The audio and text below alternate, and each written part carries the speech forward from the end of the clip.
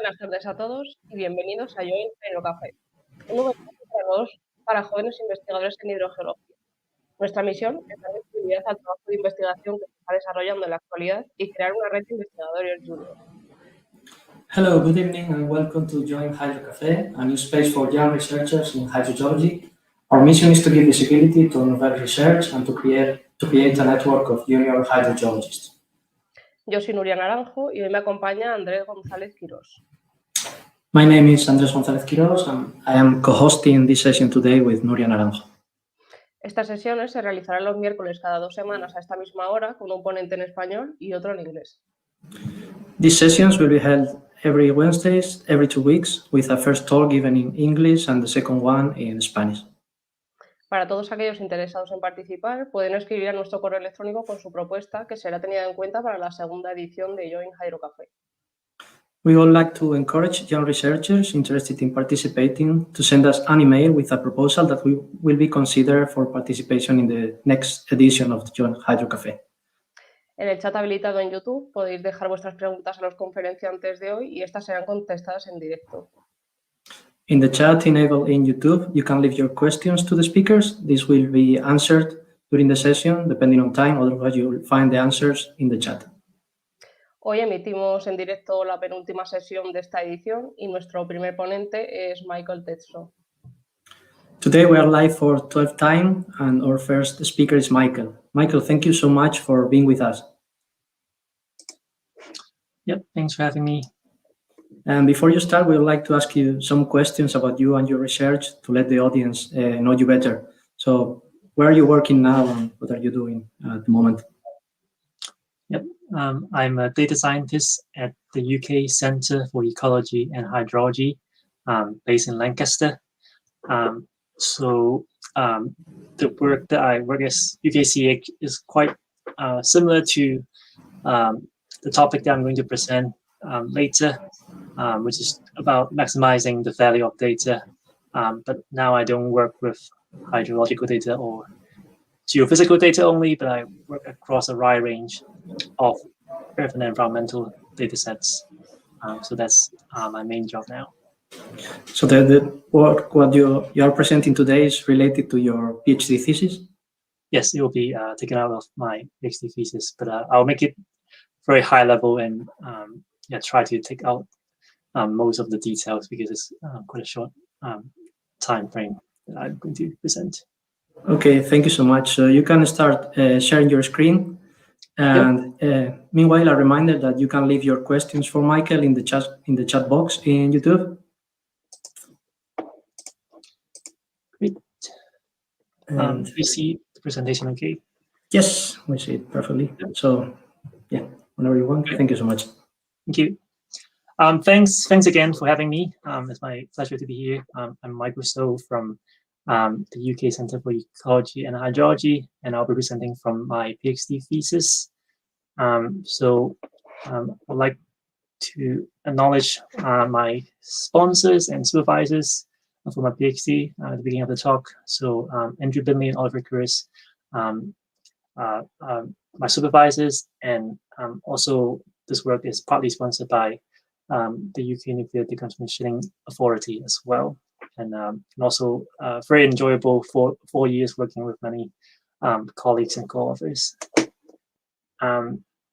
So what is this talk going to be about? It will be centering around a question about how we can maximize the value of geophysical data.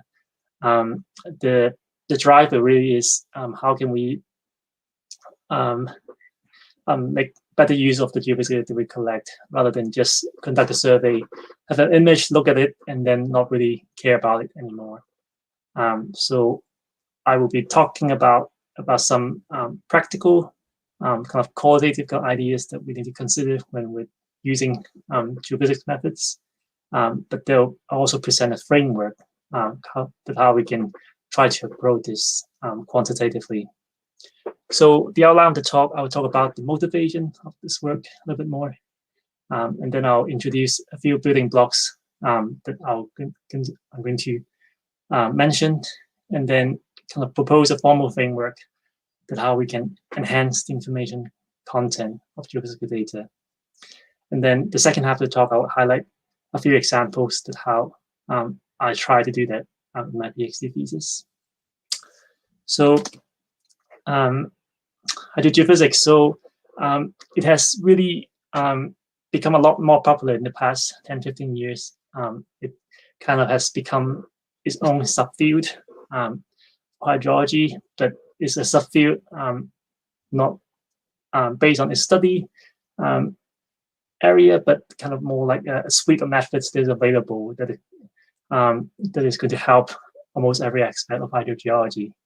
And here are just a few examples that how hydrogeology has been used. Hydrogeophysics has just been used for various investigations, and this is such a versatile tool that that can be deployed almost anywhere. And of course, there are many different geophysical methods that I won't have time to introduce them, each of them here, but just highlighted how widespread its use is in the past 10, 15 years, and we can see a rapid growth there. And this rapid growth is really driven by the fact that geophysical methods can survey a much larger area in much better coverage than traditional kind of point-based methods. I can take time-lapse images, and also it's a passive method, so it doesn't disturb the system too much, as opposed to, for example, pumping tests and other active methods. So, and I mentioned that this has been used really widely in the past 10, 15 years.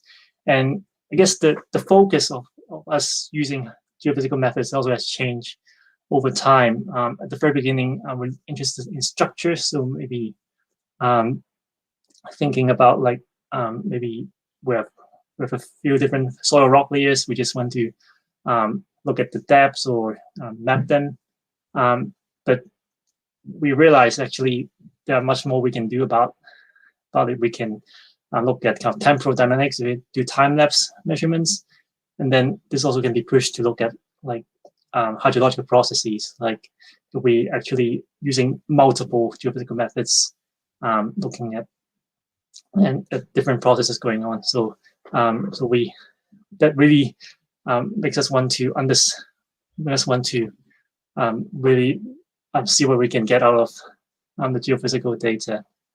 And of course, all of these is driven by our need to understand, quantify some key processes. So there's the hydrological question too.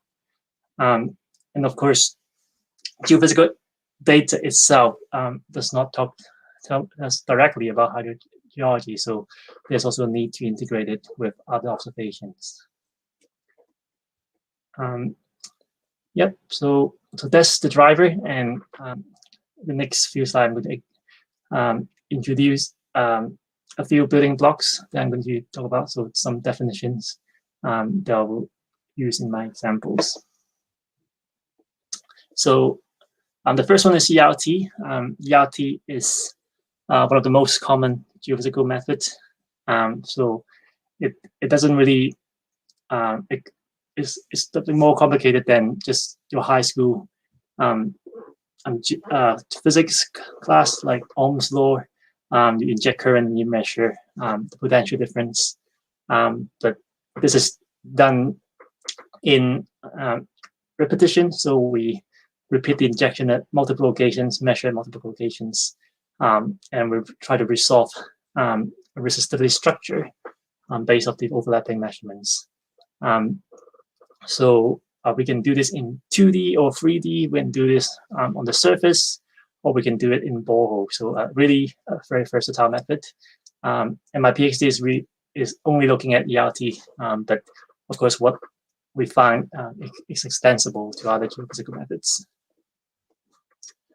The second term I want to introduce is inversion. So for geophysics, basically is a key process to turn data into kind of an image.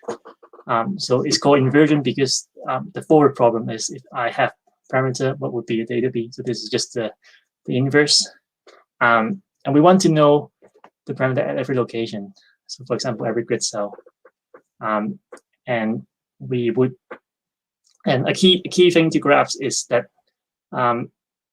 if you given the data, especially if it's with noise, then actually you can get more than one equally good solution. You don't add additional constraints. So one of the common practices that, as most inversion methods out there would do, is to seek the smoother solution. And it's okay, but there are some limitations to that. We'll talk about that later. Okay. Moving on, we'll look at petrophysical relationship. So this is the relationship that links a geophysical property to a hydrological property. So without it, actually, geophysics would not tell us anything about hydrology at all. But here, just to highlight that this itself can be quite uncertain. It's mostly a linear regression, but actually it has its own limitations too, and it can be quite uncertain. And if we don't keep track of that, it can have quite significant ramifications in our predictions or understanding. So I won't have time to talk about this, but if you're interested, you can look at the paper, and which I put here. And finally, the fourth building block I want to talk about is coupled hydrogeophysical modeling.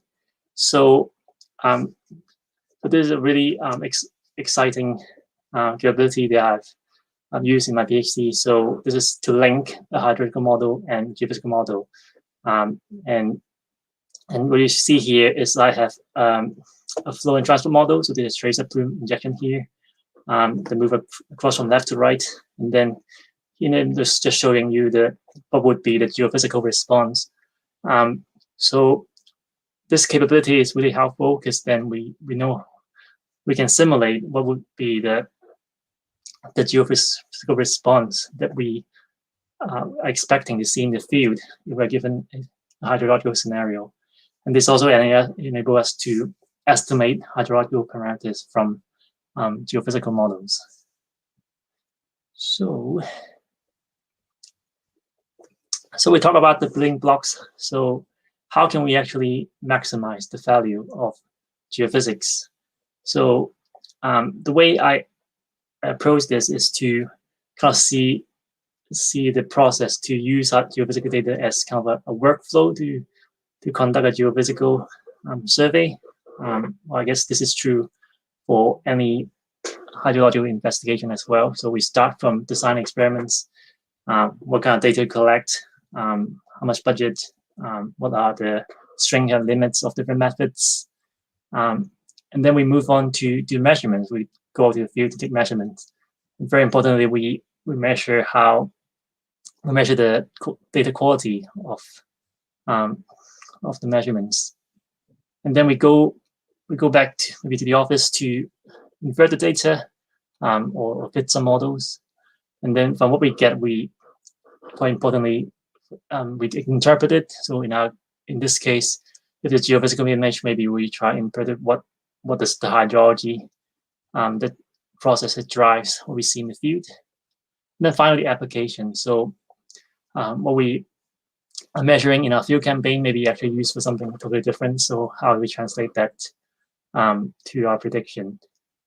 And the key premise of my PhD is to understand this as a workflow for this workflow as a pipeline for uncertainty and information propagation. So information propagate along this process. Maybe we learn more things, maybe we lose some things in the process, but also uncertainty accumulates along this workflow. And for the rest of the talk, I'm going to address these with a few examples. So for example, how can we quantify the sources of errors? How can we invert hydrological parameters without inversion, so without getting an image? And finally, can we actually develop more fit-for-purpose inversion techniques? So the first example, this is the figure on the left is showing you the importance of having a correct error level.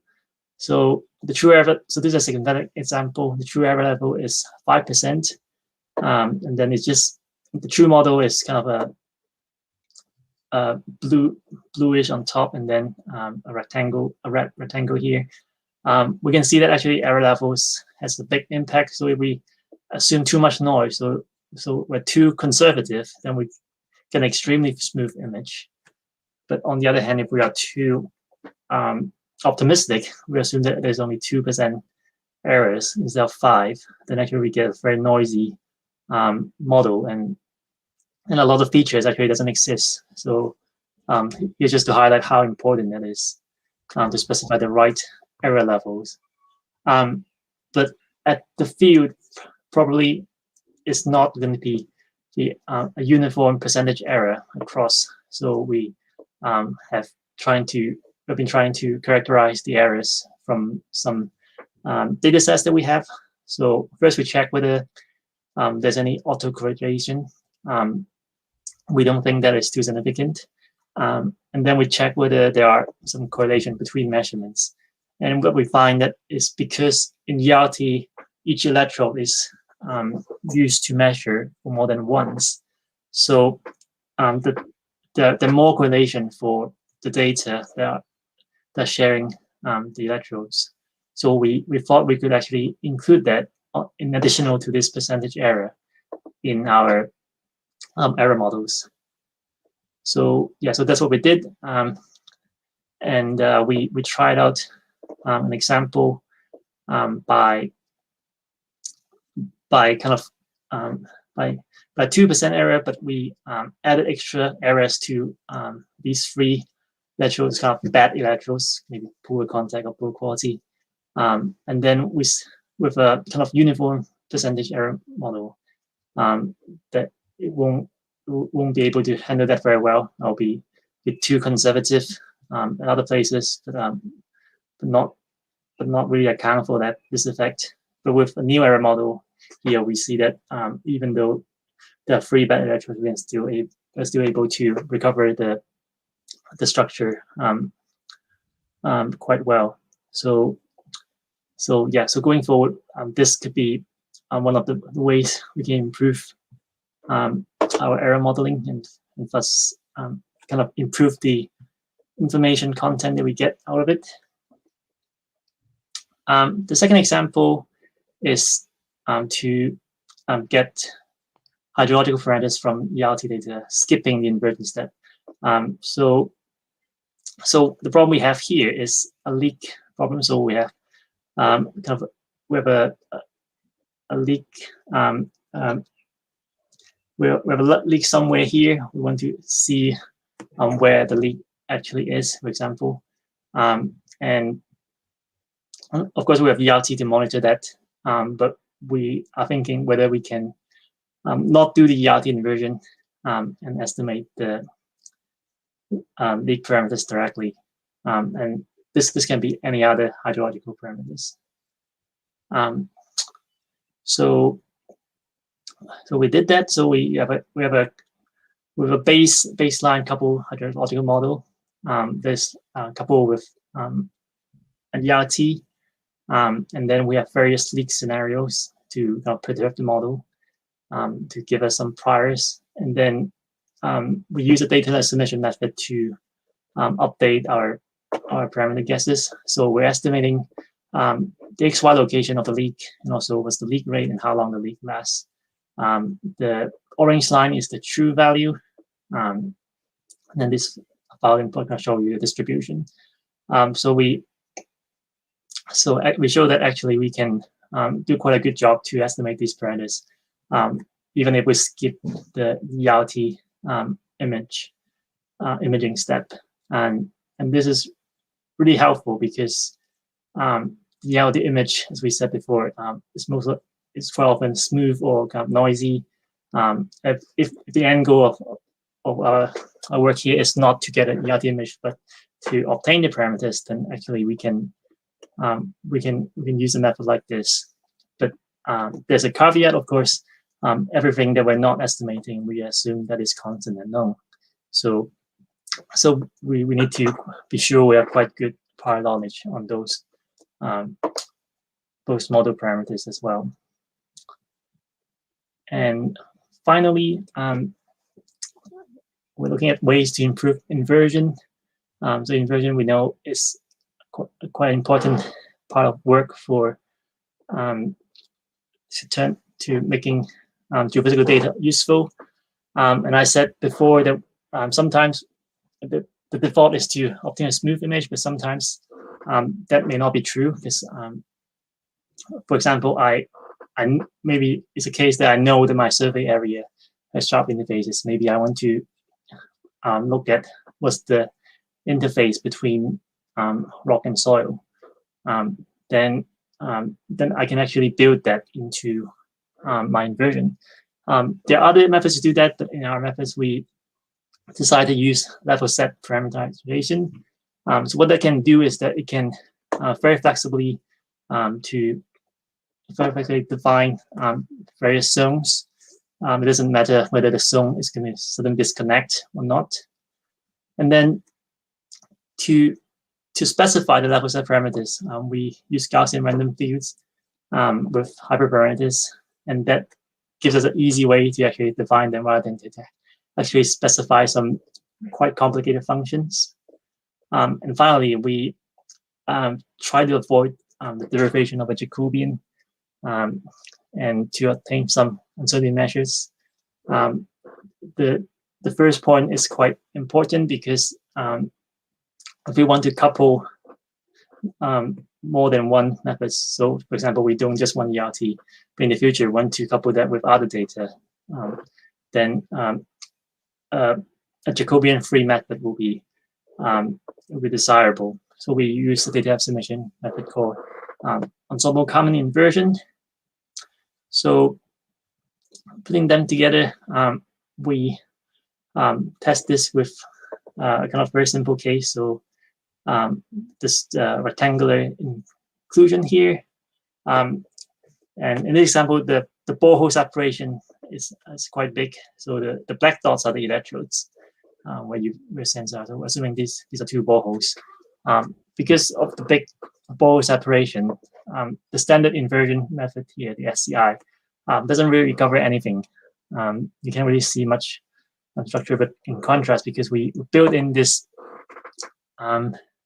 interface, sub-interface in our method, actually it does a pretty good job in estimating the inclusion.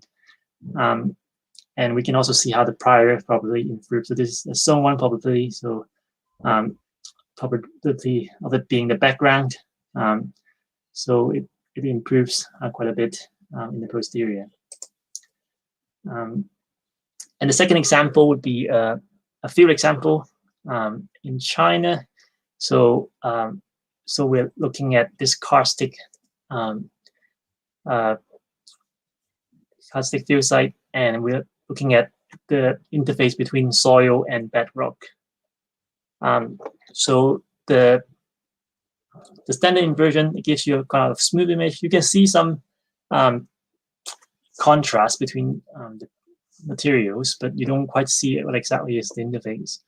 But with the EKI method, you can see more clearly what the zones are, and this we see that as we lose, while normal methods would lose resolution with depth, we can resolve the kind of extent of this bedrock zone better with EKI. And also a plus is we can obtain a probability map for each zone. So that helps with the quantification of uncertainty.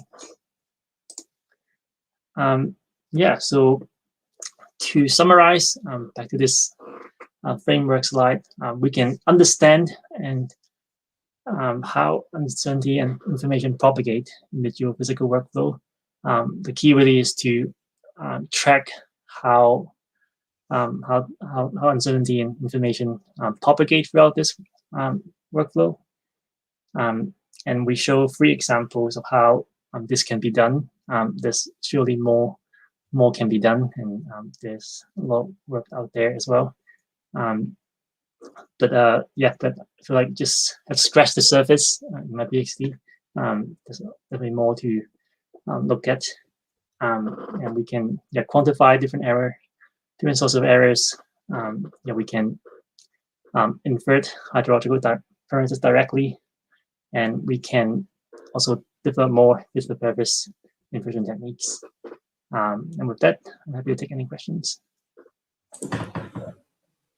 Thank you, Michael. Very interesting presentation of very interesting work.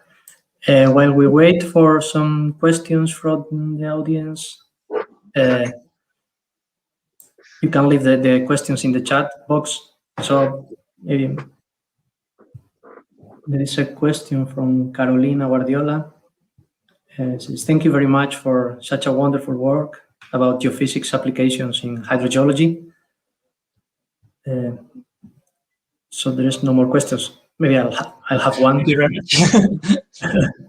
Yep. So there is always this kind of controversy between use of geophysics by hydrogeologists or the use of geophysics in hydrogeology. Yes.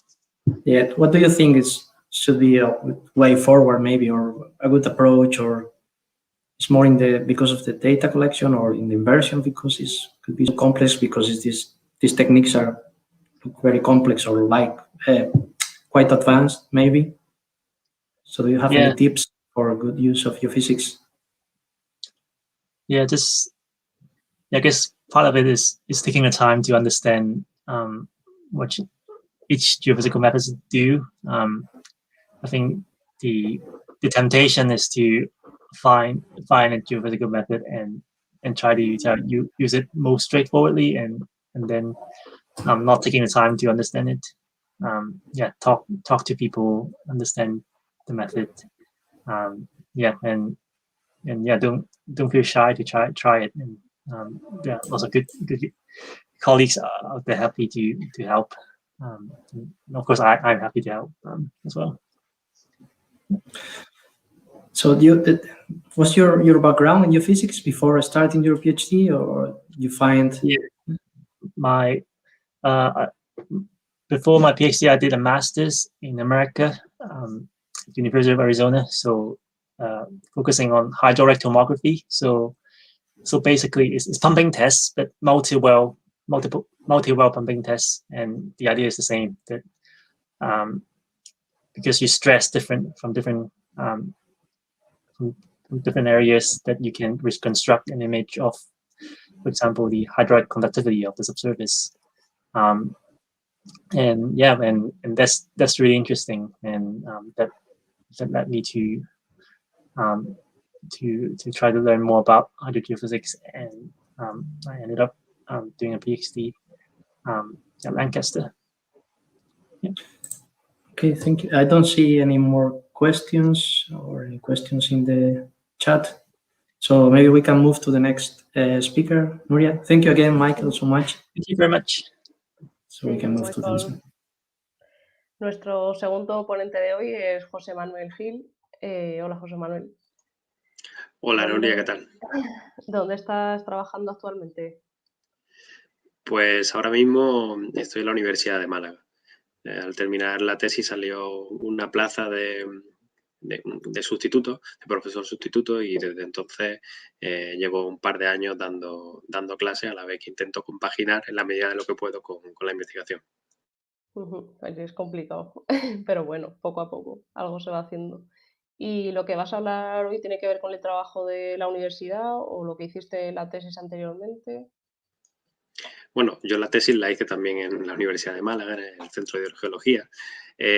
Y sí, respondiendo a tu pregunta, el trabajo que voy a presentar es parte de lo que desarrollé en mi tesis, que posteriormente publiqué en Journal of Hydrology. Perfecto, pues cuando quieras puedes compartir la pantalla. Muy bien.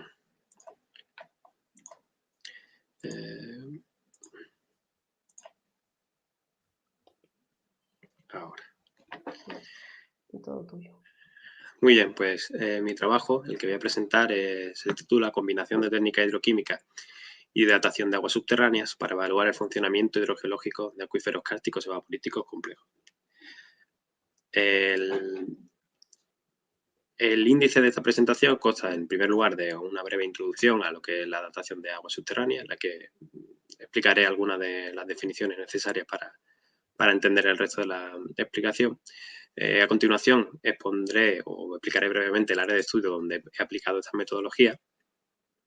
Presentaré los resultados que obtuvimos tanto de los trazadores ambientales como de las pruebas hidroquímicas y explicaré cómo lo analizamos de manera conjunta. Y finalmente pondré un modelo hidrogeológico conceptual que nos ayuda a interpretar el funcionamiento hidrogeológico de este medio a partir de la combinación de estas dos técnicas. Uy, algo he hecho mal. Sí. Se fue el perdón. Sí, no pasa nada. Vuelves a compartir, no te preocupes. Ahí está. Ahora sí. Vale, evitar enter, nota mental. Lo primero que tenemos que definir es lo que entendemos por edad del agua subterránea. En principio, esta definición sería bastante sencilla. Básicamente es el tiempo transcurrido entre el último contacto del agua con la atmósfera, lo cual suele suceder en la superficie piezométrica, y el momento en el que tomamos la muestra de agua. Esto, que a priori puede ser una definición sencilla, en la práctica es mucho más complejo, ya que cada muestra de agua que tomemos está constituida por un número determinado de moléculas y cada una de las cuales tiene una edad diferente debido a, bueno, proceso de dispersión o simplemente que en el punto de muestreo convergen flujos con diferentes tiempos de tránsito.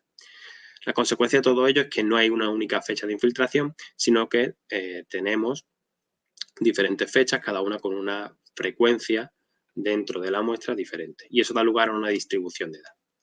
Esa distribución de edad, entre otros parámetros, viene definida por una edad media. Por otro lado, tenemos que tener en cuenta que cuando datamos las aguas utilizamos diferentes trazadores ambientales.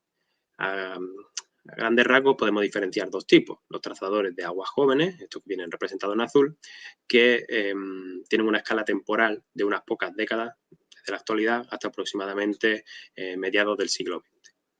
Entre ellos, lo más conocido quizás sea el tritio o los CFCs.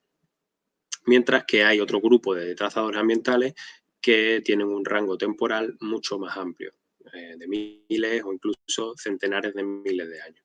Entre ellos, el más conocido quizás es el carbono 14, aunque yo hablaré del helio 4.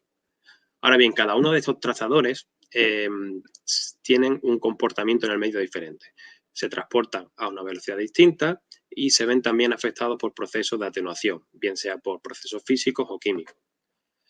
Por último, hay que tener en cuenta que dentro de una muestra puede ser que el trazador que estamos utilizando no sea aplicable para toda la distribución de edad presente en la muestra.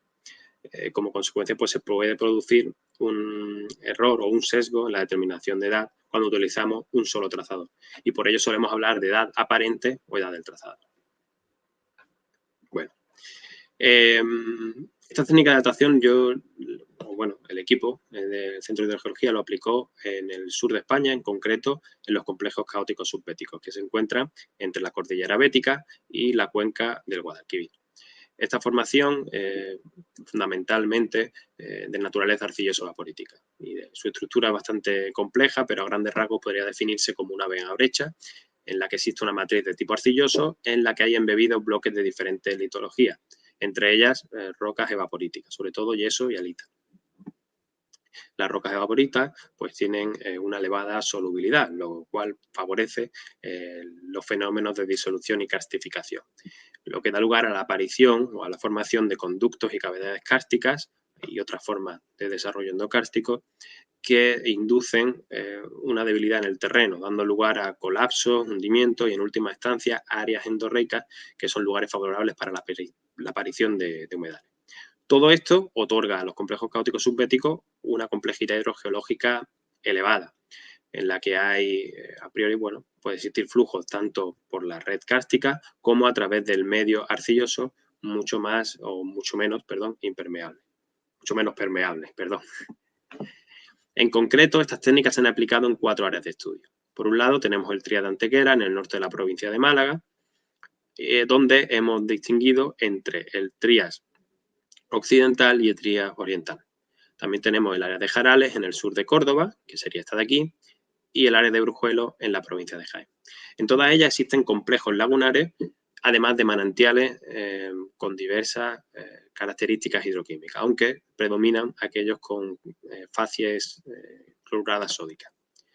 La diversidad hidrogeológica del medio se ha interpretado como, o se ha podido explicar mediante un flujo de circulación regional en el que participarían flujos de mucha edad, y por esa razón se han aplicado estas técnicas de datación que antes mencionaba.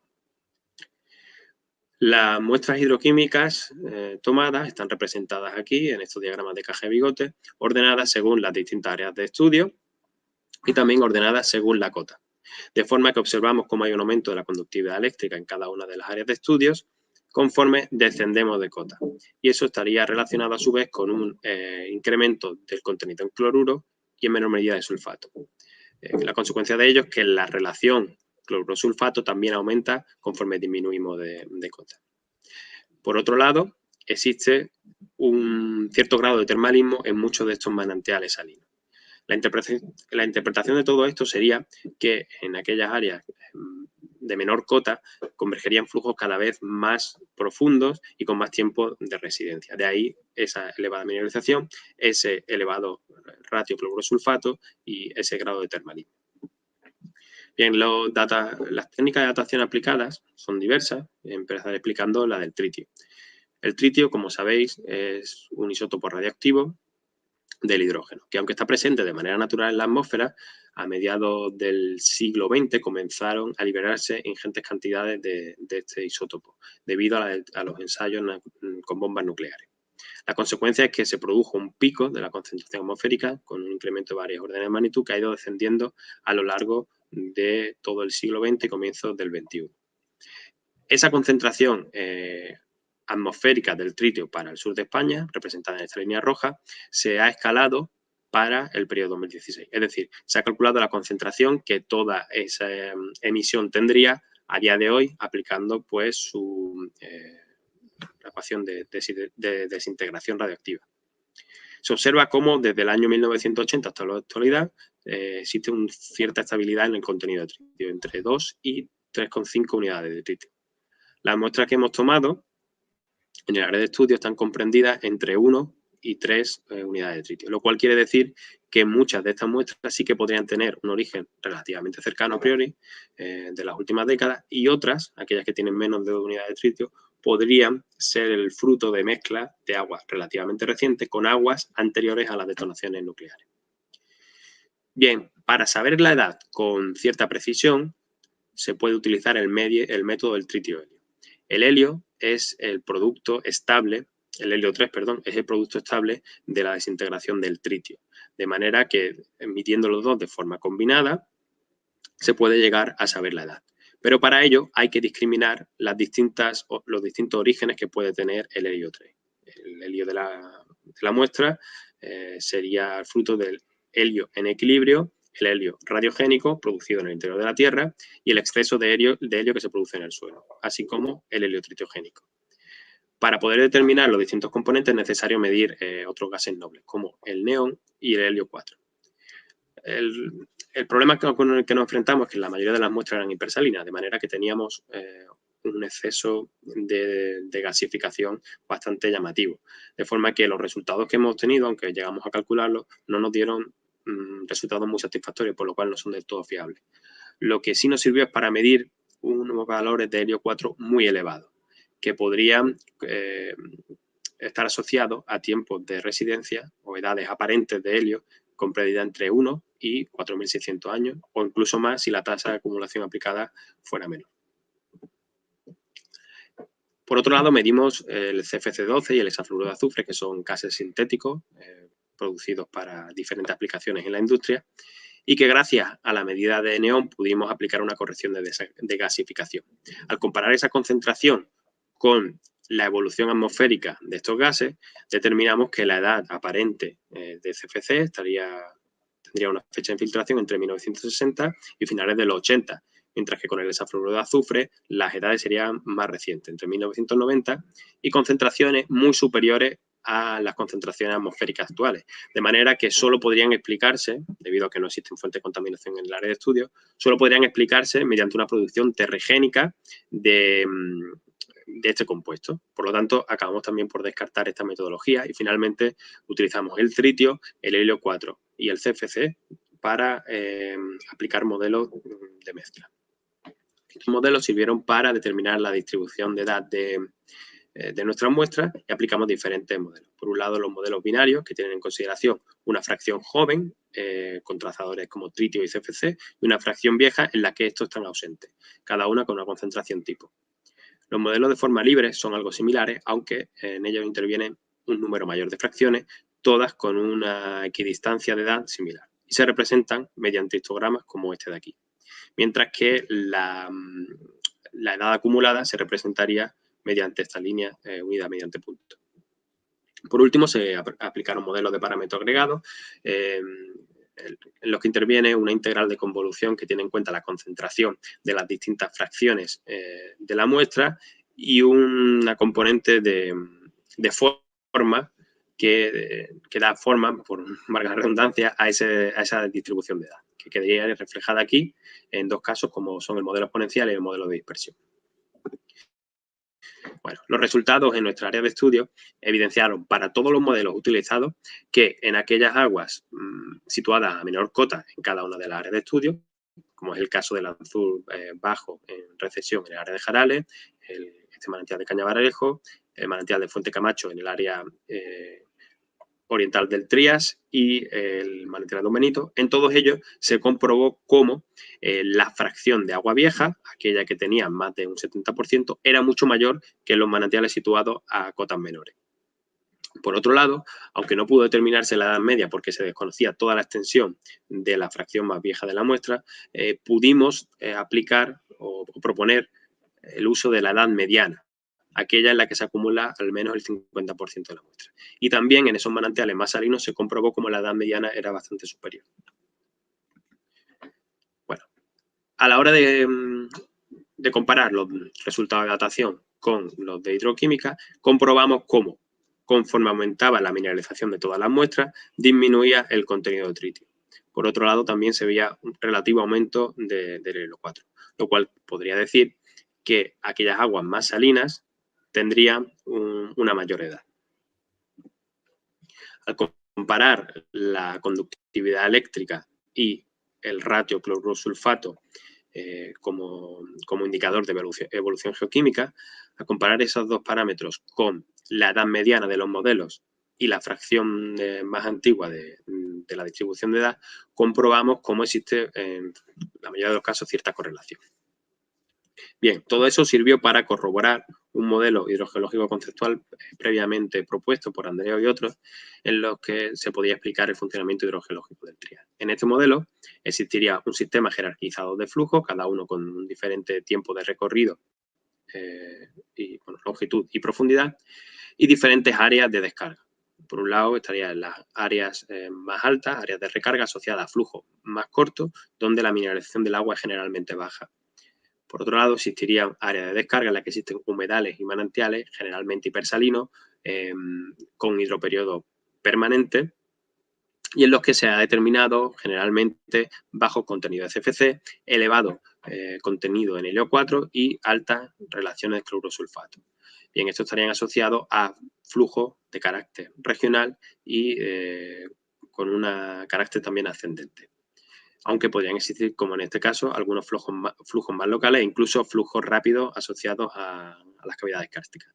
Y finalmente existirá una zona intermedia en las que las edades determinadas pues, son algo menores, las edades medianas, las fracciones viejas son más bajos o incluso ausentes y el contenido en CFC es mayor, mientras que el del helio 4 es menor.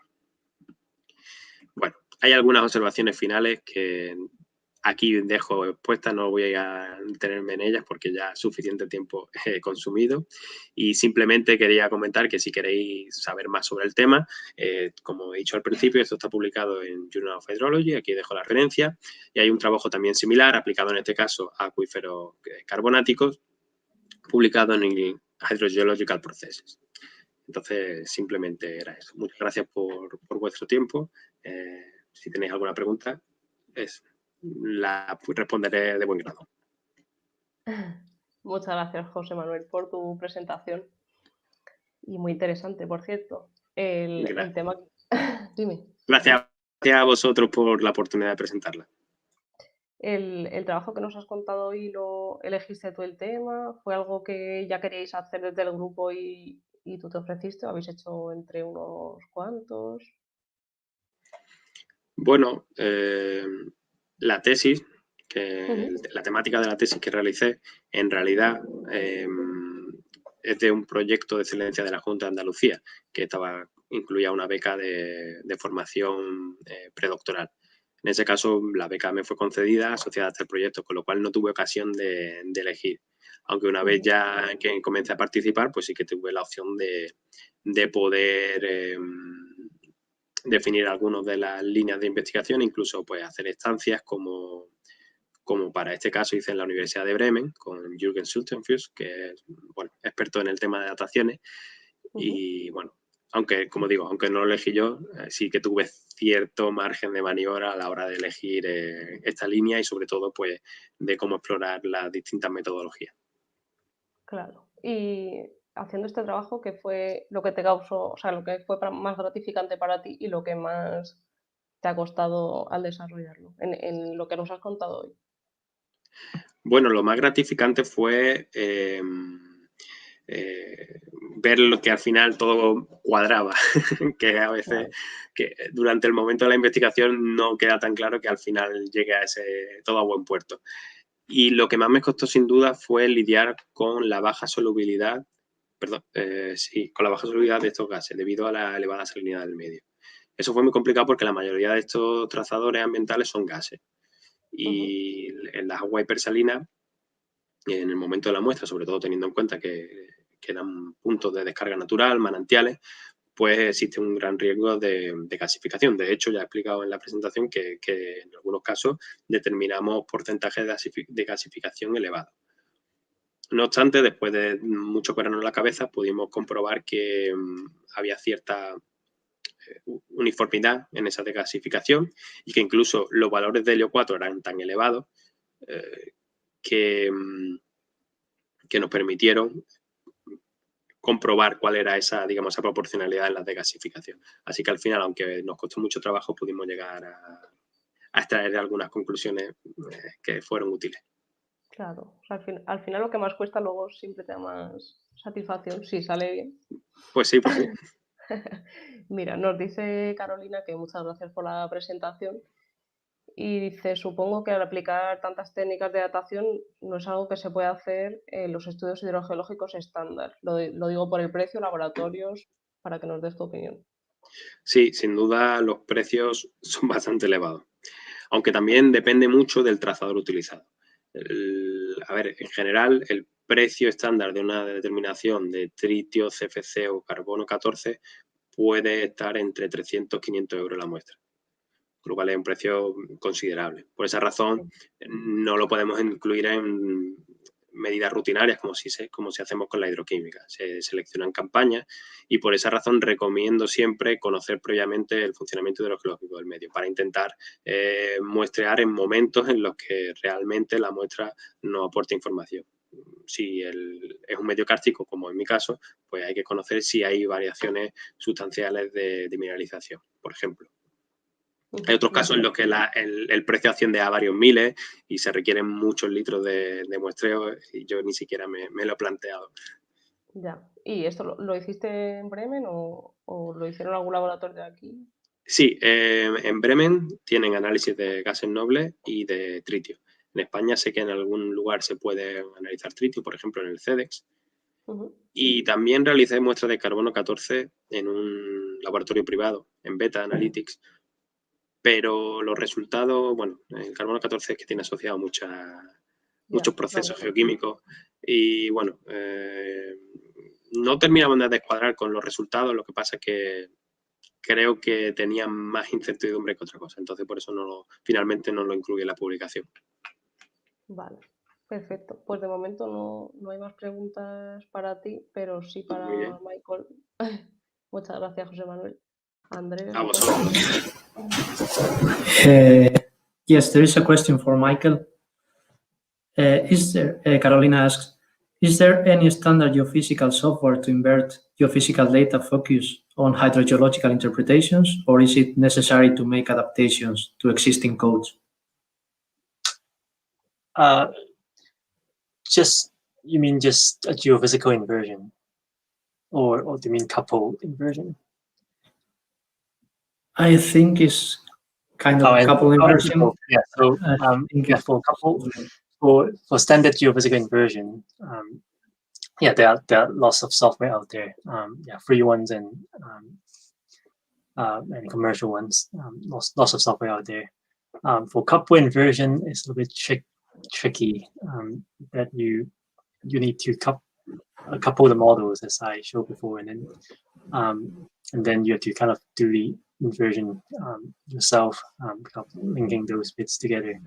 There are no standard software yet, but for example, the code I use for my papers, they are available, so you can look at those as well. Okay, thank you. Thank you. Pues no hay más preguntas por el momento, así que yo creo que lo vamos a dejar aquí. Muchas gracias, Michael y José Manuel, por vuestras presentaciones, y muchas gracias a todos los que os habéis conectado a esta 12ª sesión de Join Hydrocafe. Además, quiero aprovechar a agradecer el apoyo de la IH y del Grupo Español, en especial a Carolina Guardiola. Thank you very much, Michael and José Manuel, again for your presentations, and thank you all to the audience who have connected today to this session. And we'd like to thank the Spanish chapter of the International Association of Hydrogeologists, and especially Carolina Guardiola, for the support. Recordaros que debajo del vídeo en la descripción dejaré el email de los ponentes para que contactéis con ellos en caso de alguna duda extra, y que volveremos a conectarnos el próximo 2 de junio con otras 2 interesantes presentaciones, y esperamos veros en la siguiente sesión. Seguiremos compartiendo. Under the video descriptions, we will leave the email of the speakers so that you can contact them if you have any doubts or any questions. And in June the 2nd, we'll be back with another 2 interesting presentations and with the last session of this first edition. We hope to see you again, and we continue sharing. Thank you so much. Thank you. Bye-bye. Bye.